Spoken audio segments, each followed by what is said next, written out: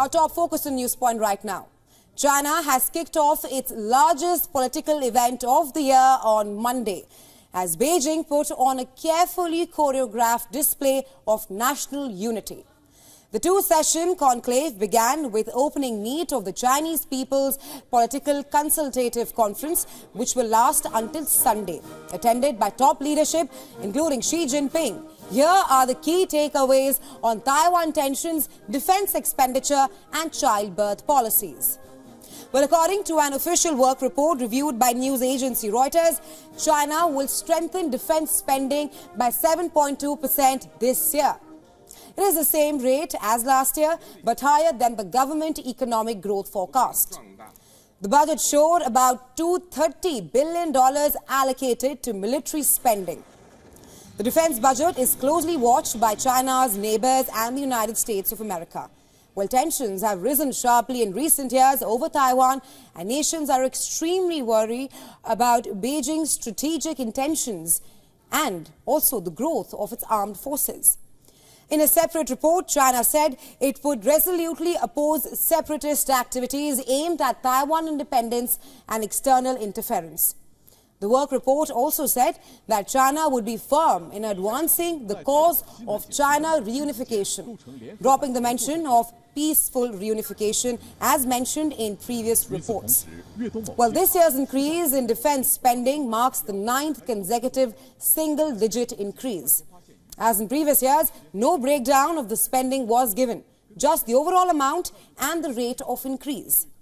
China will also improve policies supporting childbirth. An official government report detailed plans to support a growing elderly population by raising benefits and basic pensions and also pushing forward a private pension system. Now, China's population fell for a second consecutive year in 2023, with new births dropping to about half of those in 2016, while marriages hit a record low in 2022. Much of China's demographic downturn is the result of its one-child policy imposed between 1980 and 2015. Couples have been allowed to have up to 3 children since 2021.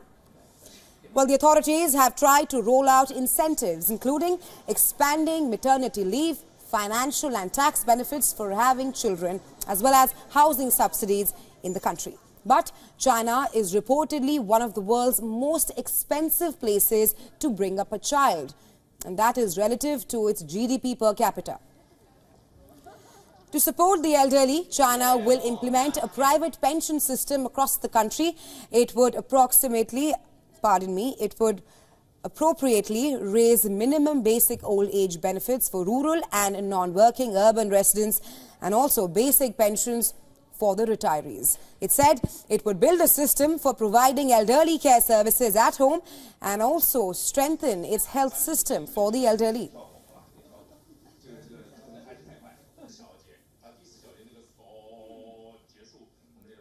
And for more on this, we earlier spoke with VOA's Beijing correspondent Bill Gallo. Listen to what he had to say on this.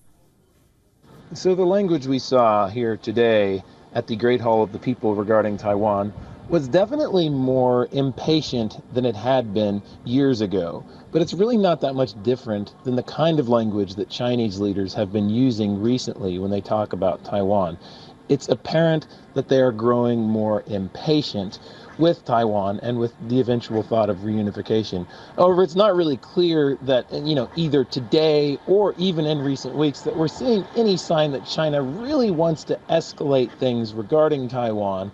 I think they have so many other problems to deal with that sort of adding this huge one to their list is not necessarily something that they want to do.